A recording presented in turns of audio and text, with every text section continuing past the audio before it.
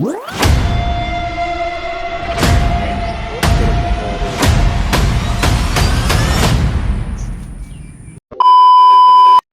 वालेकुम। उम्मीद है आप सब खैरियत से होंगे। मैं सुहेल, आप देख रहे हैं मेरा यूट्यूब चैनल पीके वाला सुहेल। तो आज के इस व्लॉग में हम आपकी मुलाकात उस शख्सियत से करवाने जा रहे हैं जो किसी तारफ के मोहताज नहीं। वो कुछ ही देर में, कुछ ही सेकंड में आपसे अपना तारफ और अपनी इस जदोजहद के बारे में बताएंगे। इस फील्ड में उनको कितना टाइम लगा, ठीक है, और यहाँ तक आने में उनको क्या क्या मुश्किलात से गुजरना पड़ा, और यहाँ मजीद उनको क्या बेहतरी करनी है, और आने वाले फ्यूचर में उन्होंने इसको किस स्टैंड तक लेकर जाना है। मैं आपकी मुलाकात अभी से करवाने जा रहा हूँ, आप खुद उनके कलामी सुने। जी बिस्मिल्लाहिर्रहमानिर्रहीम।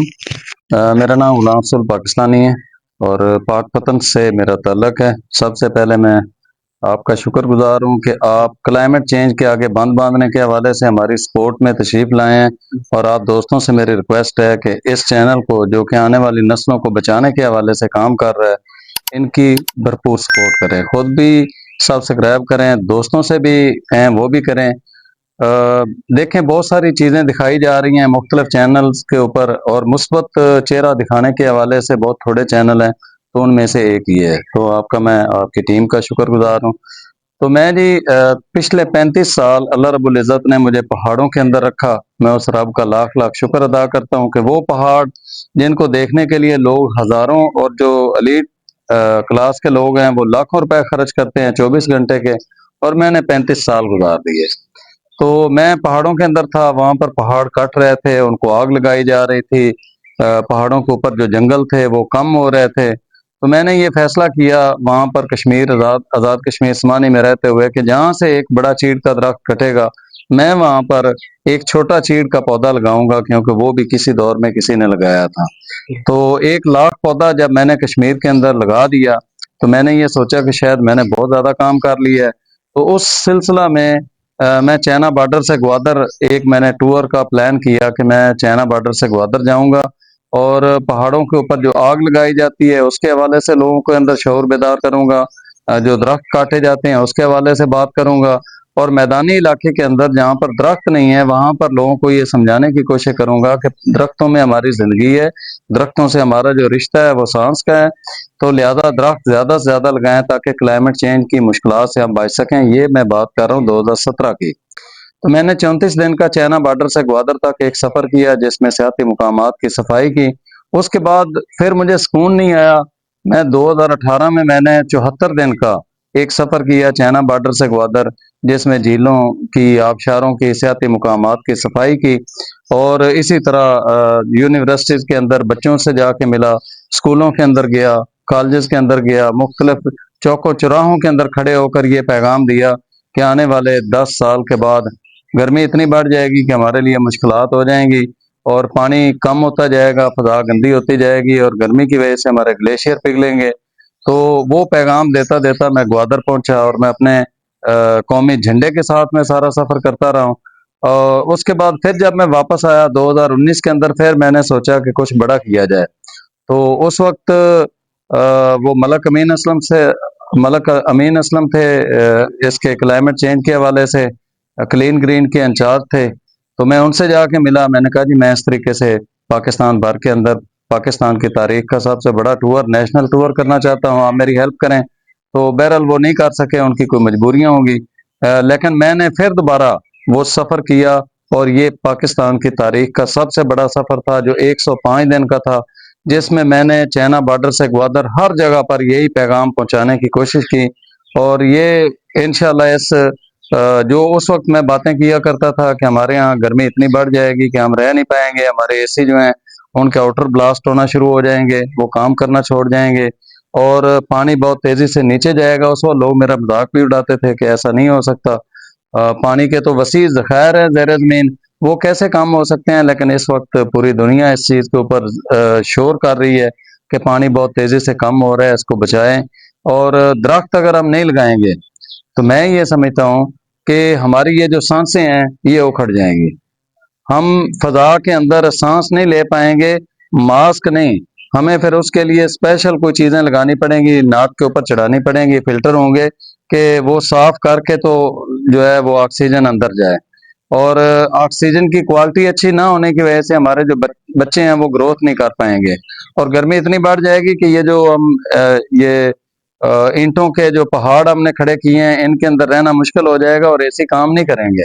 और इसी तरह सबसे अहम मसला पानी का भी है, तो पानी तेजी से नीचे जा रहा है, और फिर ग्लेशियर जो हमारा कीमती असासा है, हमारे बच्चों की अमानत है, वो पिघल रहे हैं। तो इस सिलसिला में जी मैं मेरी मुलाकात होती है सैयद आबद गिलानी साहब से, और उनसे जब बात मैंने की उन्होंने मुझे बहुत सारे ट्रक पौधों के गिफ्ट किए। फिर मैंने सोचा कि गिलानी साहब, हम पत्तों की से खरीद के इतना बड़ा काम नहीं कर सकते जितना हमारा विजन है, तो हमें अपनी नर्सरी बनाकर इसको पौधों को तैयार करके किसानों के अंदर फ्री बांटना होगा। किसान जब तक अपनी जमीन के अंदर नहीं लगाएगा उस टाइम तक बड़ा मुश्किल हो जाएगा। उन्होंने कहा जी कि 1 मिलियन पौधे आप तैयार करें, उसके अखराजात हम आपको देंगे। और अल्हम्दुलिल्लाह हम 1 मिलियन से ज्यादा, कोई 13-14 लाख के करीब हम पौधे इस टाइम तक किसानों के अंदर फ्री तकसीम कर चुके हैं।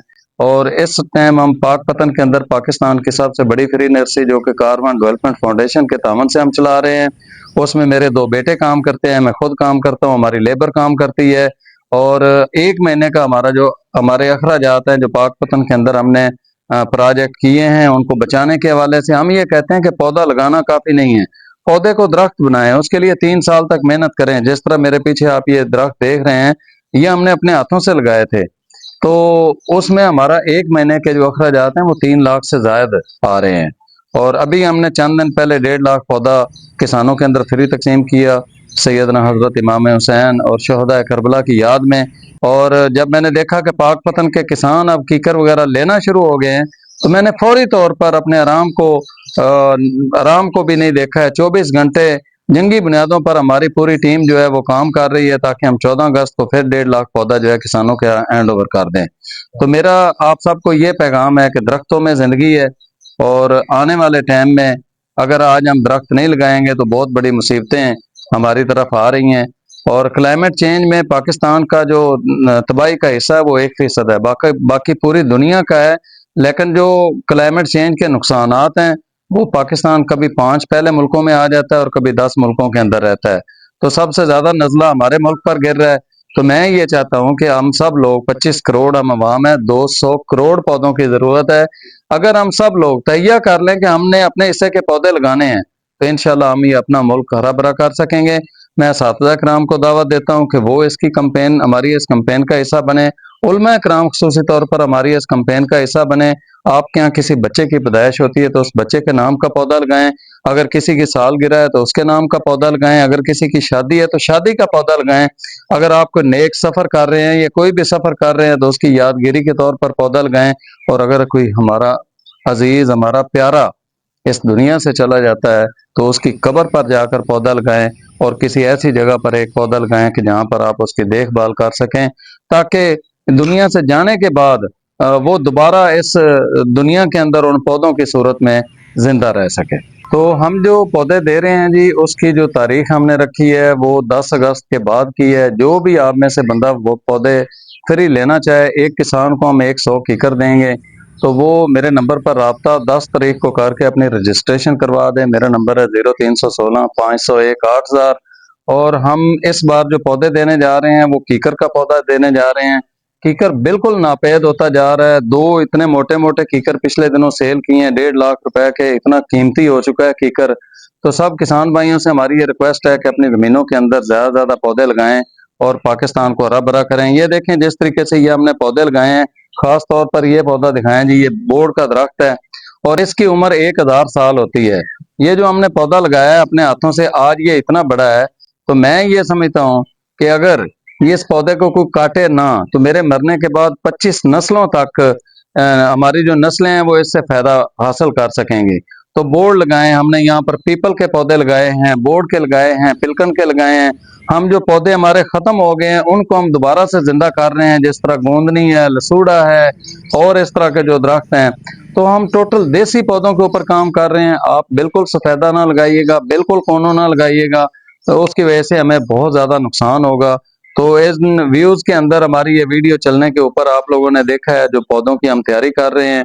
और इसके अलावा मैं एक पैगाम दूंगा कि पाकपतन का कोई हॉस्पिटल, कोई जो है वो मदरसा, कोई स्कूल, कोई कॉलेज, वो अगर शजरकारी करना चाहते हैं वो पौधे हमसे फ्री लेके जाएं। और 14 अगस्त को इंशाल्लाह हम पाकपतन के हर घर को एक बड़ा पौधा और एक अंगूर की बेल उसका भी तोहफा देंगे। उसके ऊपर इंशाल्लाह एक अलहदा से व्लॉग भी करेंगे उसके करीब। हम ये चाह रहे हैं कि पाकपतन हरा भरा हो। पाकपतन मानसून से बाहर निकल गया है 2026 के अंदर। कल पहली बारिश हुई है, इससे पहले हमारे यहाँ कोई बारिश नहीं हुई है, और बारिशें ना होने की वजह सिर्फ दरख्तों की कमी है। तो दरख्त लगाएं, मुल्क को बचाएं, दरख्त लगाएं, आने वाली नस्लों को बचाएं। सरसब्ज पाकिस्तान जिंदाबाद। मैं उम्मीद करता हूँ आपको पहले की तरह ये व्लॉग भी बहुत अच्छा लगा होगा। इसमें आपको बहुत सी चीजें सीखने समझने और सुनने को मिली हैं। तो इंशाल्लाह नेक्स्ट भी ऐसे ही व्लॉग आते रहेंगे। आपने चैनल को सपोर्ट करना है, लाइक कमेंट शेयर जरूर करना है। मिलते हैं नए व्लॉग में, अपना ख्याल रखें। अल्लाह हाफिज। अल्लाह ने